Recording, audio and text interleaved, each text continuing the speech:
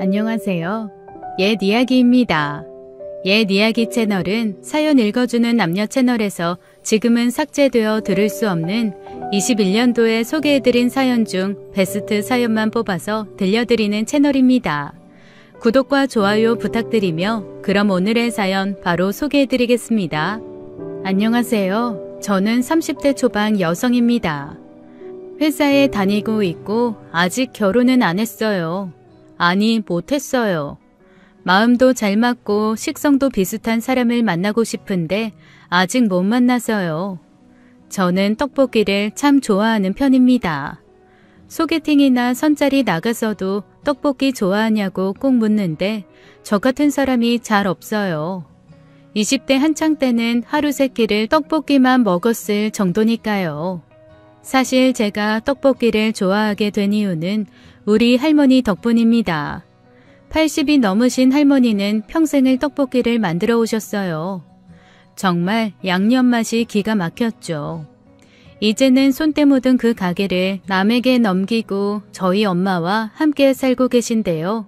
저와 달리 엄마는 떡볶이는 입에도 안 대세요. 지겹다고요. 대신 칼국수를 좋아하세요. 할아버지 닮아서 그렇다고 하면서요. 그러면 할머니는 빙그레 웃으시는데요.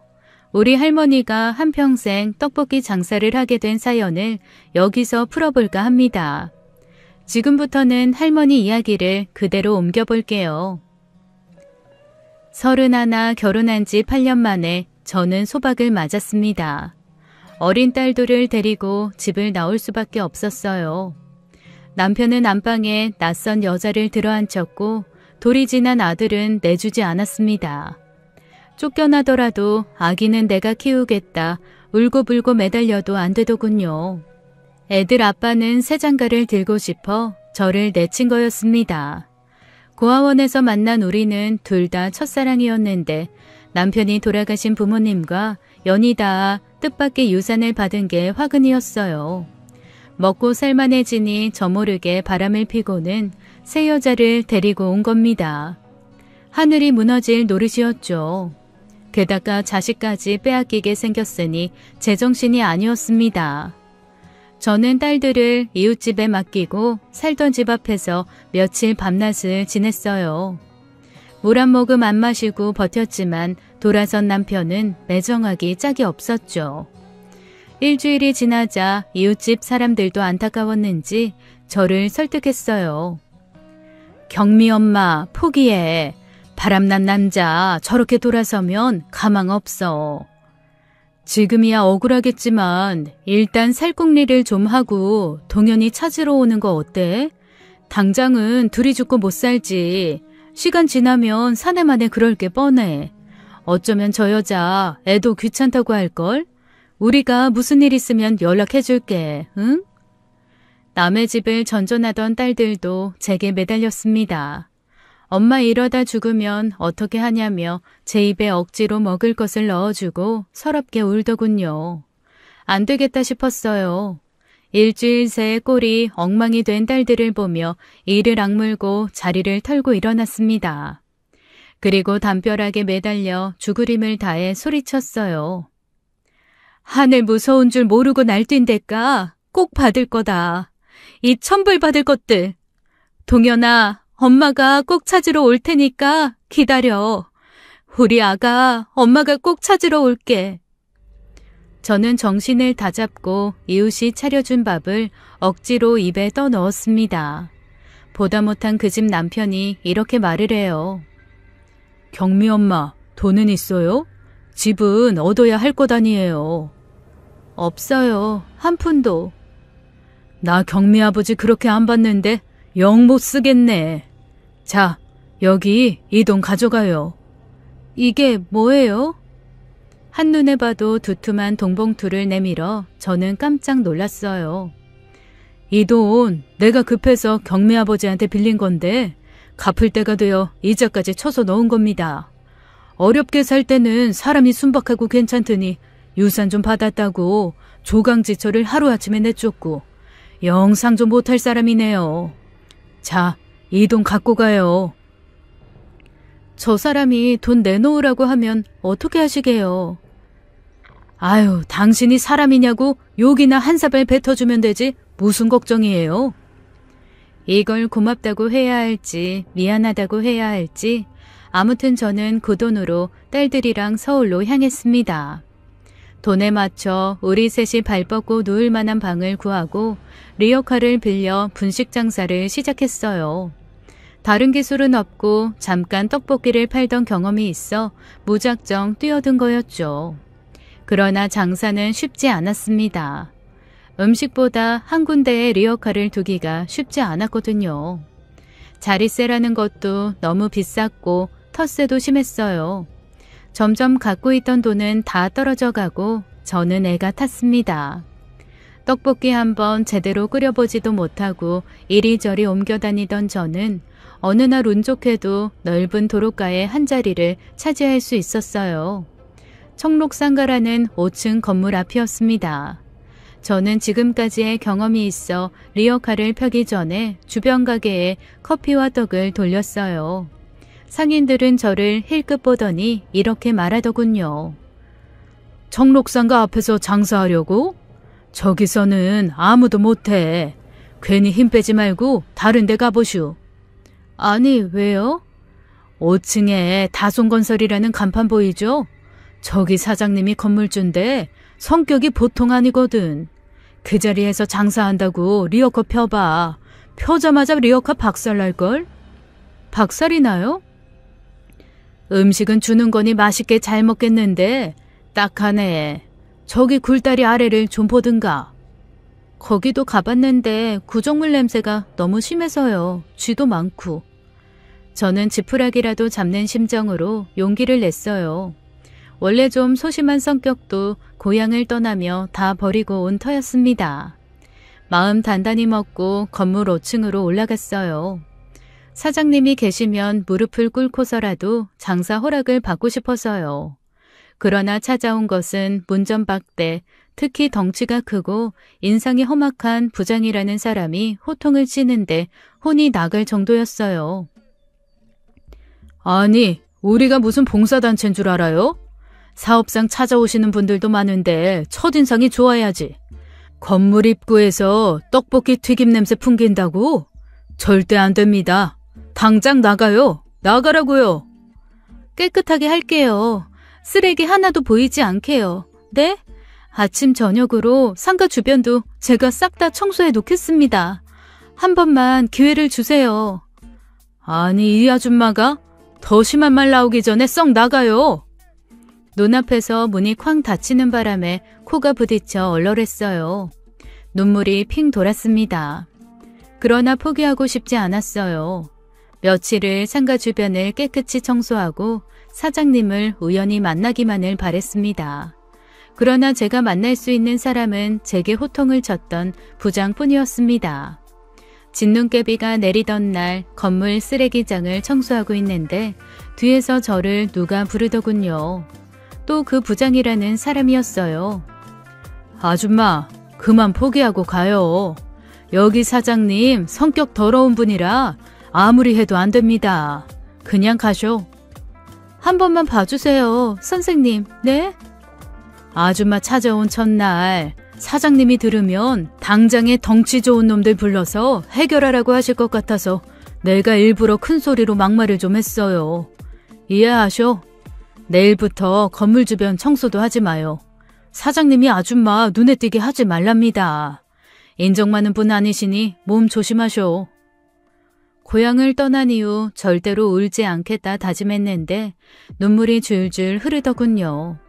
더는 장사할 자리 찾을 힘도 없었어요. 방 한 칸짜리 낯선 집에 어린 딸들이 하루 종일 저만 기다리고 있었습니다. 길 잃어버리면 안 된다고 문도 밖에서 잠그고요. 불이라도 나면 어떻게 하나 늘 걱정이 되었지만 도리가 없었습니다. 빨리 자리를 잡고 돈을 벌어야 했어요. 엄마 얼굴도 까먹었을 막내 동현이도 눈에 아른거렸습니다. 창피한 줄도 모르고 엉엉 우니 부장님이 측은하게 보시더군요. 나이가 몇 살이요? 31요. 다른 기술 없어요? 미용이라든지 주산, 북이라든지. 저는 고개를 저었어요. 아, 이거 참 빚을 내서라도 가게를 내는 게 나을 텐데. 가만히 있어보자. 집에 전화는 있어요? 없어요. 주인집 할머니 댁에 전화가 있긴 있는데. 그거라도 줘보쇼. 고맙습니다, 부장님. 고맙습니다. 다른 방법 있나? 나도 찾아는 볼 텐데. 너무 기대는 마시고. 빨리 가요. 사장님 보시기 전에. 저는 주인 할머니 댁에 전화번호를 적어주고 나왔어요. 유달리 춥고 매섭기만 한 겨울이었습니다. 얘들아, 엄마 왔다. 자물쇠를 열고 들어가니 뜻밖의 고소한 냄새가 풍겼어요.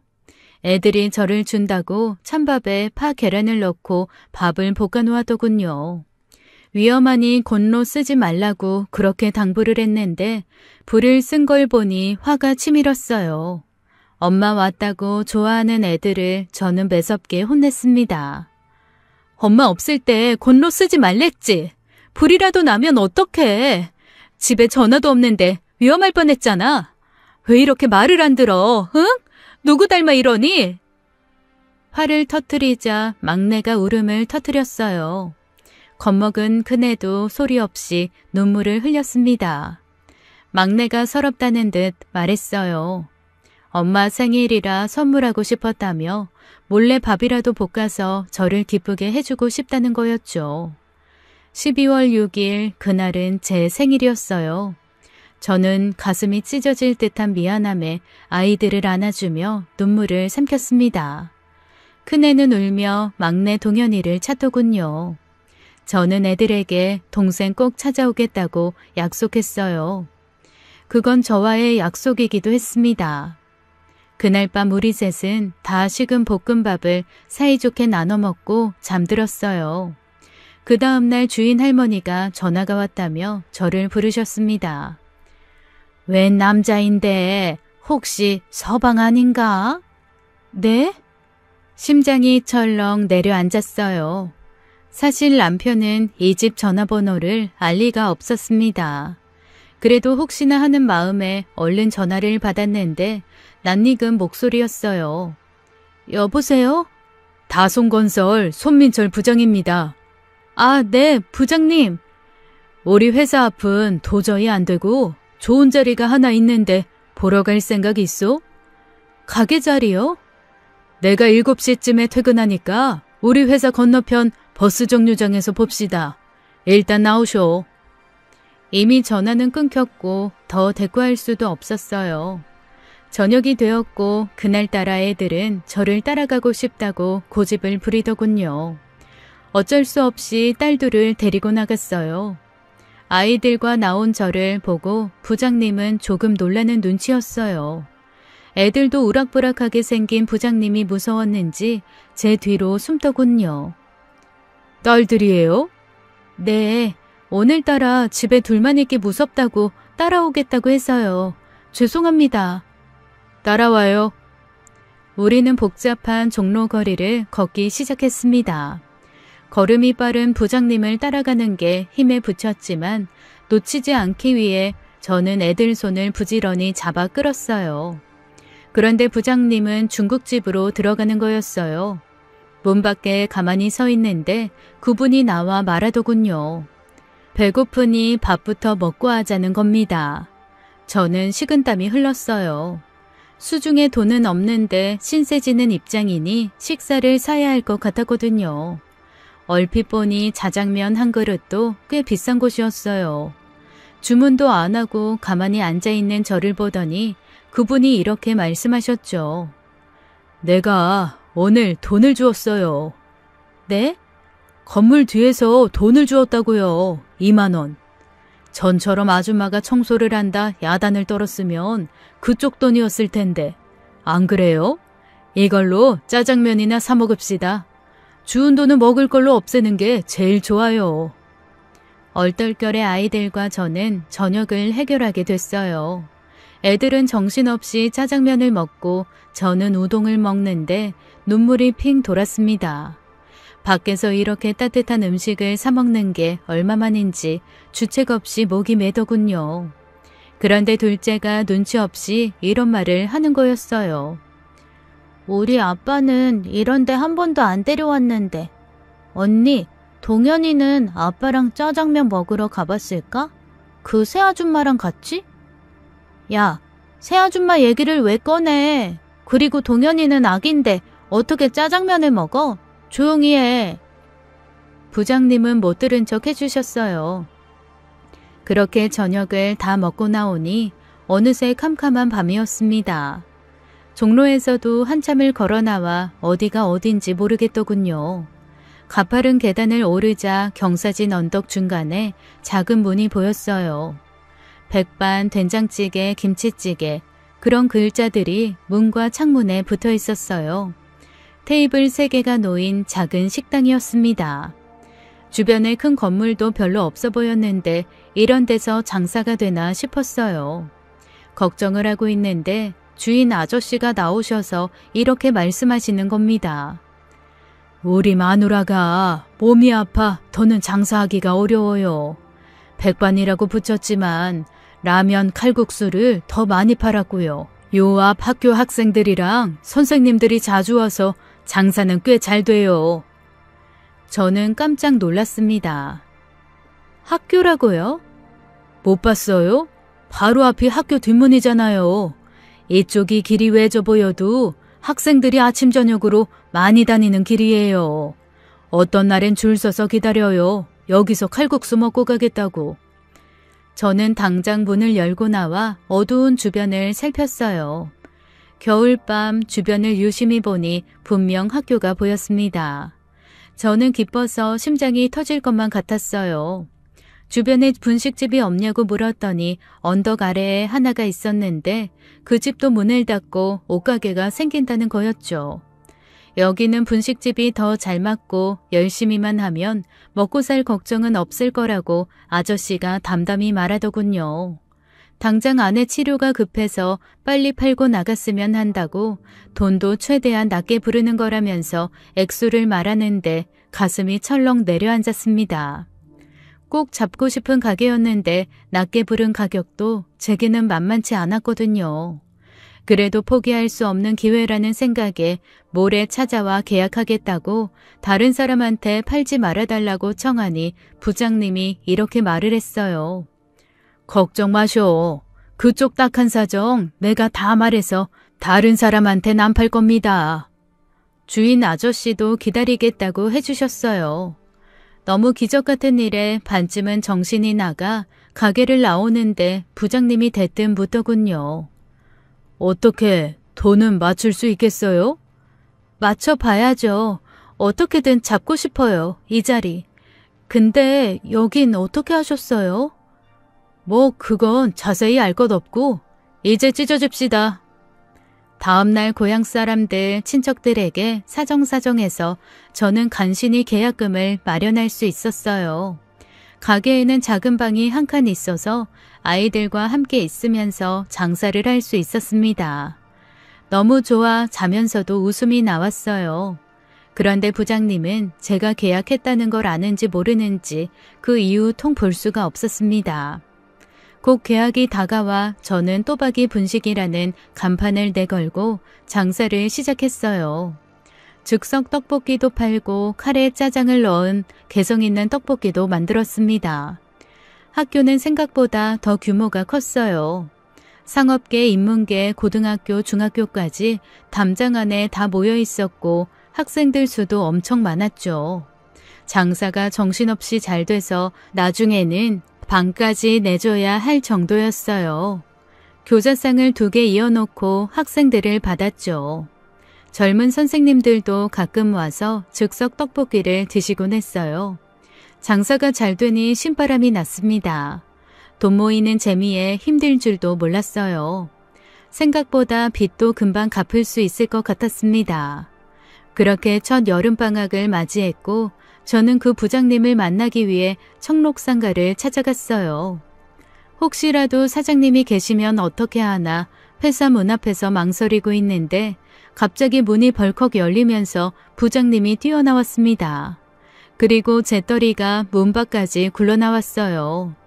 놀란 저는 벽에 딱 붙어버렸고 안에서는 이런 소리가 들렸습니다. 일 이따위로 할 거야? 이럴 거면 때려치워. 부장이고 나발이고 당장 사직서 내라고. 너한테 주는데 피 같은 월급이 아깝다. 당장 때려쳐. 황급히 계단으로 내려가는 부장님을 저도 쫓아갔습니다. 부장님, 여긴 왜 왔어요? 피나요, 이마에. 혹시 제 또리에 맞은 거예요? 됐습니다. 가보세요. 저는 얼른 가방에서 손수건을 꺼내 부장님의 이마에 갖다 대었어요. 병원에 가자고 했는데 그분은 한사코 안 가겠다는 거였습니다. 일단 제 손수건을 상처 부위에 대놓고 약국에 가서 소독약이랑 지혈제, 붕대 같은 걸 사왔어요. 그리고 돌아와 보니 그분은 안 계셨어요. 급히 상가를 나와 주변을 둘러보았습니다. 부장님은 전처럼 빠른 걸음으로 횡단보도를 건너고 있더군요. 그리고는 누구를 향해 손을 흔드는 겁니다. 반대편에는 앳돼 보이는 젊은 아가씨가 서 있었어요. 아주 곱고 예뻤어요. 그 아가씨는 부장님의 이마에 난 상처를 보더니 울상을 짓더군요. 저는 조용히 돌아서서 그곳을 벗어났습니다. 며칠 후 저녁 주방에서 오이 소박이를 담그고 있는데 밖에서 인기척이 들렸어요. 저는 깜짝 놀랐습니다. 어서 오세요, 부장님. 며칠 전 종로 거리에서 보았던 예쁜 아가씨와 함께였어요. 칼국수 됩니까? 네, 되죠. 금방 해드릴게요. 아빠는 또 칼국수야? 난 냉면 먹을래. 네 엄마가 여기 칼국수를 좋아했어. 근데 여기 주인 바뀌셨잖아. 맛이 다른데 뭘. 상관없다. 추억으로 먹는 거니까. 저는 맛있게 해드리겠다고 하고 얼른 칼국수와 냉면을 만들어 두 분에게 드렸어요. 이마에 커다란 밴드를 붙인 채로 그분은 칼국수를 정신없이 드시더군요. 여름이라 선풍기를 틀어놓고 학교 쪽으로 난 문을 열어놓았는데 부장님은 음식을 다 드시고는 그쪽을 하염없이 바라보셨어요. 그리고 그분의 딸을 통해 들은 얘기는 조금 뜻밖이었습니다. 돌아가신 우리 엄마가 이 학교 나오셨어요. 여고요. 넌 쓸데없는 말을 한다. 두 분이 고등학교 때부터 사귀셨대요. 아빠는 이 근처 남고 다녔고요. 부장님이 10년 전 사별한 아내가 이곳 여고 출신이라는 얘기였어요. 딸 하나 낳고 오순도순 살고 있었는데 갑자기 찾아온 병에 세상을 떠났다는 거였습니다. 저는 그 이야기를 들으며 이런 생각이 들었어요. 사별하고도 저렇게 그리워하는 아내면 생전에 얼마나 사이가 좋았을까.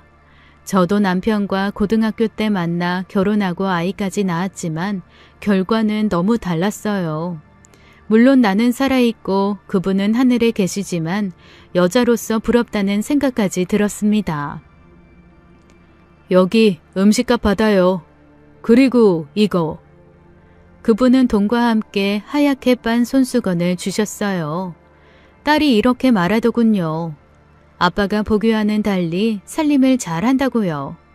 특히 빨래 선수라고요. 저도 모르게 웃음이 나왔습니다. 키도 크고 덩치도 좋은 분이 조물조물 손수건 빠는 모습이 상상이 안 돼서요. 부장님이 먼저 나가고 딸이 제게 당부하더군요. 아버지가 가끔 오면 칼국수 맛있게 끓여달라고. 어머니 돌아가시고 아버지 낙이 이거 하나였다고요. 저는 웃으며 알겠다고 대답했습니다. 시간은 지나 고향을 떠난 지 1년 반 만에 저는 아들 동현이를 데려오게 되었어요. 아들은 제가 엄마라는 것도 있고 처음엔 엉엉 울었지만 누나들과 제 보살핌이 편안했는지 방긋방긋 웃으며 잘 지냈습니다. 애들 아빠와 내연녀는 헤어진 뒤였어요. 그 전에 저와 그 사람은 이혼 도장을 찍었기 때문에 법적으로는 남남이었습니다. 다시는 보지 말고 살자고 했지만 애들 아빠는 동현이가 우리 집에 온 뒤 불쑥불쑥 찾아오기 시작했어요. 참 거북한 일이었습니다. 장사하며 잘 살다가도 한 번씩 애들 아빠가 오면 속이 말이 아니었어요. 방학에 장마철이 겹친 어느 날이었어요. 1년 중 손님이 가장 없는 시기였죠. 주룩주룩 내리는 비를 뚫고 부장님이 칼국수를 드시러 오셨습니다. 그러나 저는 주방 밖으로 나갈 수가 없었어요. 어젯밤 인사불성이 되어 찾아온 애들 아빠 때문에 눈두덩이에 시퍼렇게 멍이 들어 있었거든요. 차마 부장님 앞에 고개를 들고 나갈 수가 없어 저는 바쁘다고 핑계를 대고 푹푹 찌는 부엌에 앉아 있었습니다. 부장님과 멀찌감치 떨어져 앉아 이런저런 이야기도 나누고 그랬는데 그날은 그럴 수가 없었어요. 옆방에서는 애들 아빠가 자고 있었습니다. 사는 게 참 한심해 담벼락에 떨어지는 비만 하염없이 바라보고 있는데 방에서 애들이 울면서 저를 찾아 나왔어요. 동시에 애들 아빠가 술 가져오라고 라면 끓여오라고 소리를 지르더군요. 저는 부장님 보기 창피해 애들만 끌어안고 가만히 앉아 있었습니다. 제가 대답이 없자 남편은 문을 발로 뻥 차며 방 밖으로 나왔어요. 그 바람에 문이 절반은 부서지고 말았죠. 손님이 있든 말든 전 남편은 행패를 부리기 시작했어요. 내 말이 말 같지 않냐며 주방에 그릇이며 주전자를 내던지고 제게 주먹을 들이대려는데 갑자기 커다란 사람 그림자가 아른거렸어요. 부장님이 칼국수를 먹다 말고 일어나신 겁니다. 보자 하니까 안 되겠구만. 당신 뭐야? 힘들게 사는 사람 괴롭혀서 얻을 게 뭐가 있다고 이래? 사내 놈이 할 짓이 없어 이게 뭐하는 짓이야? 굼벵이도 구르는 재주가 있다더니 야, 애들 보기 부끄럽지도 않냐? 벌써 딴 놈이랑 살림 차렸어? 그래, 앞으로 차릴 거다. 불만 있어? 애들 보기 부끄러운 건 당신 아니야? 어디 함부로 주먹을 휘둘러? 이 사람 이제 내 여자니까 주먹 쓰고 싶으면 나한테 와. 애들 아빠는 약이 바짝 오른 것 같았지만 부장님에게 함부로 덤비지는 못했어요. 키나 덩치면에서 도무지 상대가 안 되는 상대였습니다. 전 남편은 1년 넘게 술만 먹고 살았는지 삐쩍 말라 있었고 술도 깨지 않은 것 같았어요. 분하지만 어쩔 수 없다는 듯 도망가려는 남편을 잡고 부장님은 쐐기를 박았습니다. 형씨, 잘 들어. 내가 저분이랑 살림을 차리든 말든 당신 상관할 바 아니야. 안 그래? 그렇죠. 그리고 한 번만 더 여기 와서 행패 부리는 거 내 눈에 띄면 알아서 하쇼. 내가 여자 때리는 놈들 보면 눈이 뒤집히는 버릇이 있거든. 알아들었소? 알겠습니다, 선생님. 근데 이 손 좀 놔주시면 안 될까요? 부러질 것 같이 아프거든요. 놔줄 테니 다신 여기 오지 마쇼. 남편은 소리 한번 못 지르고 식당을 뛰쳐나갔어요. 애들과 저는 이게 무슨 일인가 싶어 말 한마디 못하고 부장님을 바라보고만 있었습니다. 그분은 조용히 식당을 나가셨어요. 딸들이 뛰어나가 부장님을 찾았지만 이미 그분은 사라진 뒤였습니다. 그 뒤 남편은 거짓말같이 발길을 끊었어요. 부장님도 한동안 보이지 않았습니다. 밤이 되면 간혹 그분이 생각났어요. 처음